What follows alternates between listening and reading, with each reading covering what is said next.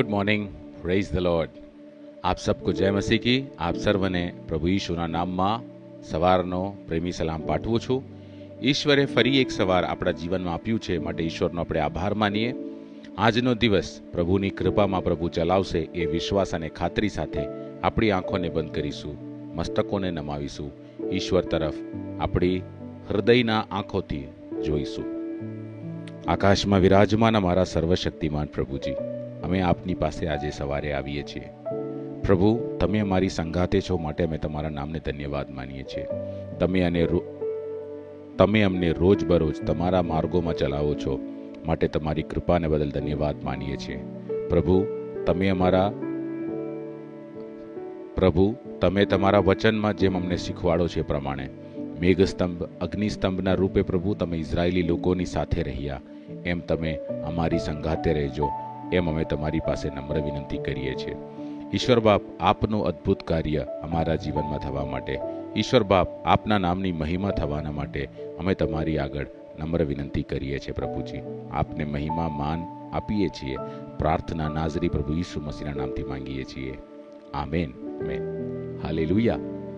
આજે સવારે આપણે પ્રભુના વચનો મનન કરીશું, બાઇબલોને ઉઘાડીશું, દેવના વચન તરફ આપણા ધ્યાનને ફેરવીએ. બીજો રાજા તેનો 4થો અધ્યાય તેની 3જી કલમ. આજે સવારે આ વચનમાંથી આપણે થોડાક બાબતો શીખવા માટે આશા ભંગ થયેલી આ દુનિયાની અંદર, આશા ભંગ થયેલા જીવનોની સાથે પરમેશ્વર પર આશ્રય કેમ લગાવવું, પ્રભુ પર આશ્રિત રહીને આગળ કેમ વધવું, આ વચનો ઉપર આપણે મનન કરીએ.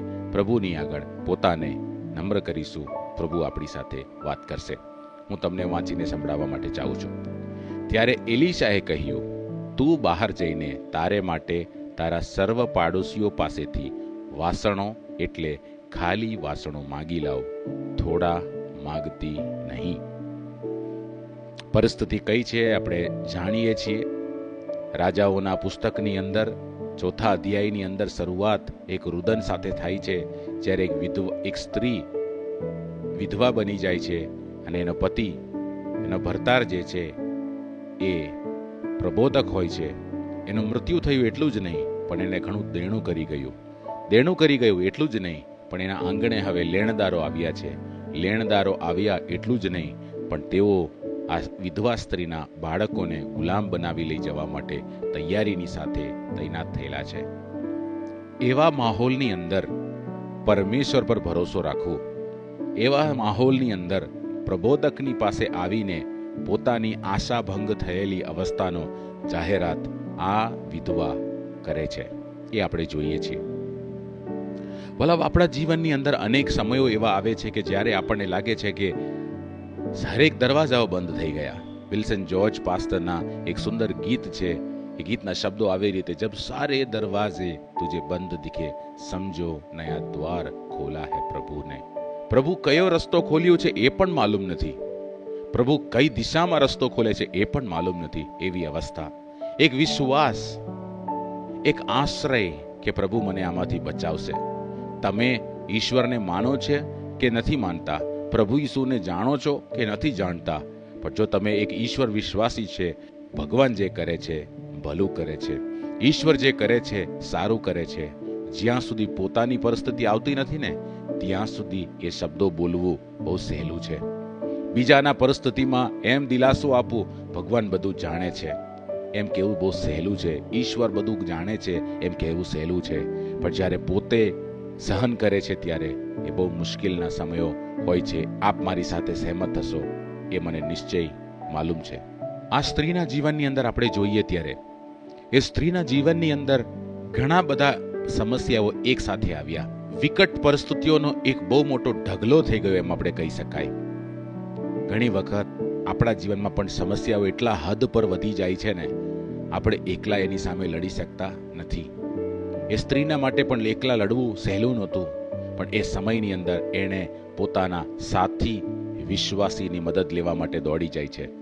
હું એને સાથી વિશ્વાસીનો મદદ તરીકે હું જોવા માટે ઈચ્છીશ. એને ખબર છે એલીશા પ્રબોધકે ની પાસે જવું, એને માલુમ છે કે એ સારામાં સારો નિર્ણય છે. એટલા માટે નહીં કે તે આગેવાન છે, પણ એને ખબર છે આ સમયમાં મારા માટે વિશ્વાસી સાથીદાર મારા માટે બહુ જરૂરી છે. સભા શિક્ષક તેનો 4 અધ્યાયની અંદર આપણે જોઈએ છીએ, ત્યાં પ્રભુનું વચન આવી રીતે કહે છે. 9 થી 12મી કલમની અંદર આપણે જોઈએ ત્યારે એક બહુ મસ્ત વચન લખેલું છે. એ વચન આવી રીતે કહે છે, એક કરતા બે ભલા, જો એક પડી જાય તો બીજો તેને ઊંચો કરશે. વિશ્વાસ જીવનની અંદર સાથીઓ હોવા બહુ જરૂરી છે. જ્યારે આ વિધવા પડી ગઈ એના માટે સાથીદાર પ્રબોધક હતો. તમારા જીવનમાં આજે તમે એકલા પડી ગયા છો, તમને લાગે છે કે મારા માટે કોઈ નથી, મને કોઈ સમજતું નથી, ચર્ચના લોકો મને સમજતા નથી, મંડળીના લોકો મને સમજતા નથી. શાયદ આપણા સારા સમયમાં આપણે સાથી બનવા માટે આપણે ચૂકી ગયા. કશો વાંધો નહીં વાલાઓ, કશો વાંધો નહીં. Today is the time to turn around. આજનો દિવસ છે તમારા માટે નિર્ણય બદલવા માટે.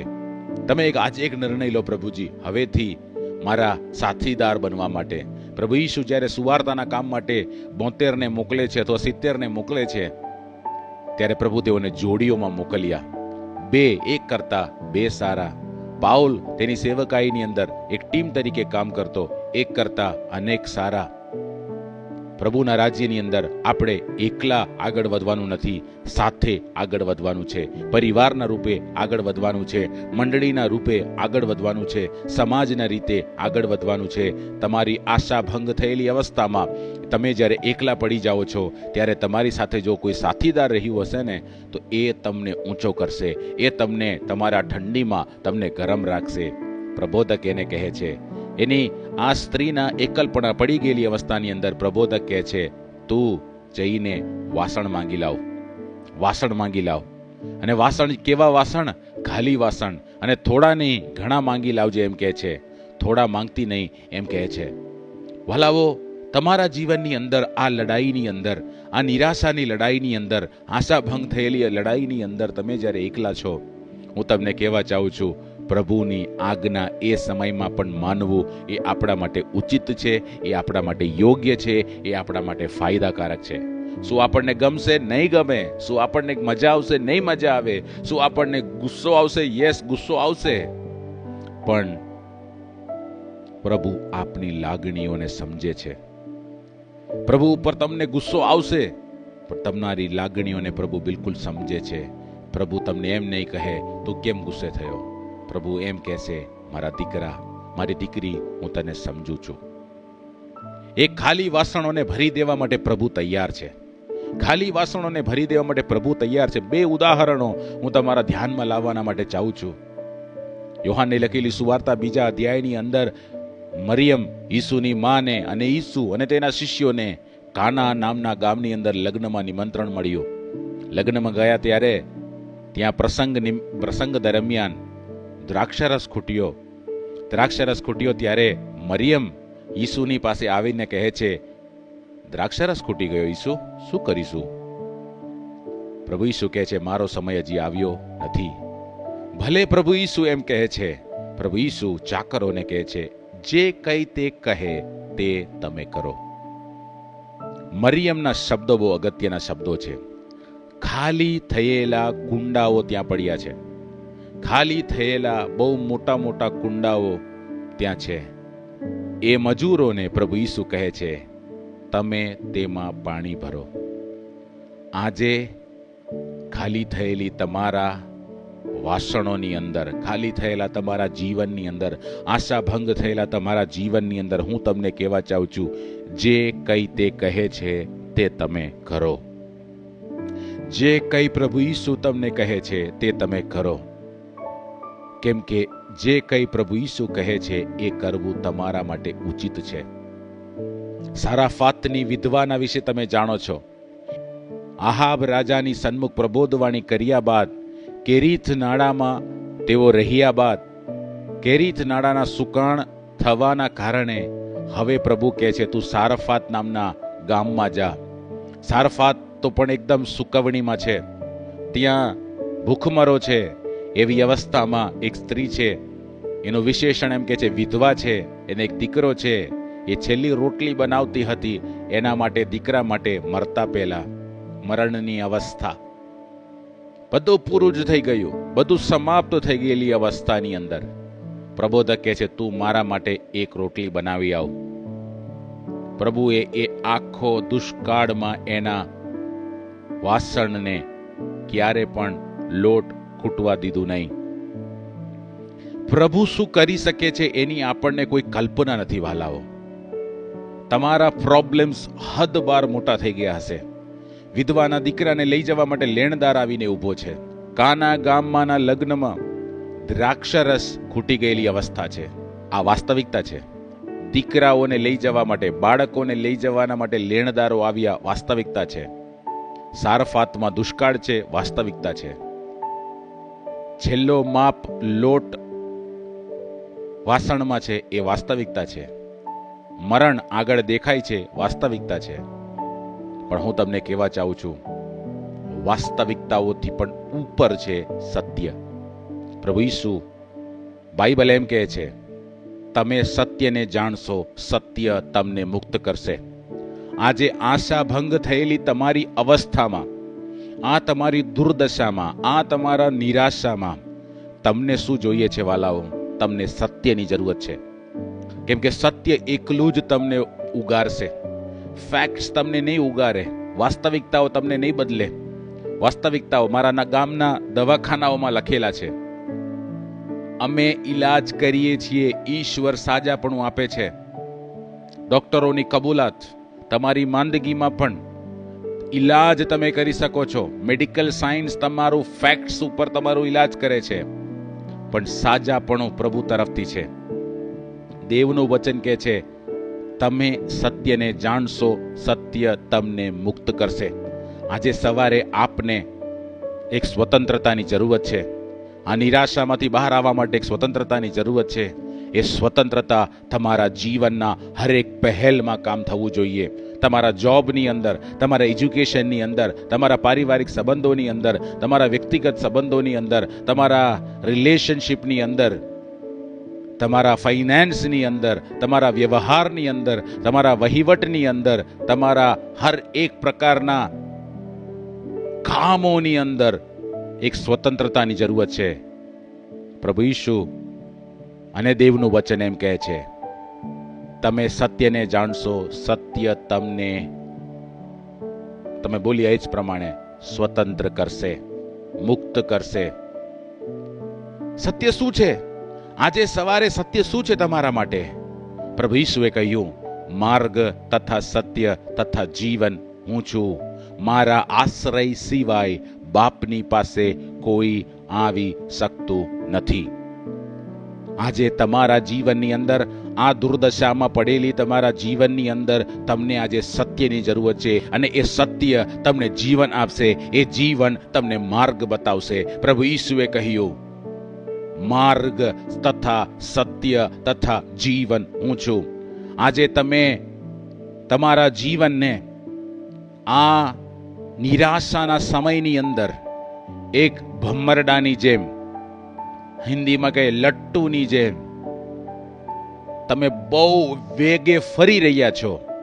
તમે બહુ વેગે ફરી રહ્યા છો, પણ તમે ત્યાં ને ત્યાં જ છો.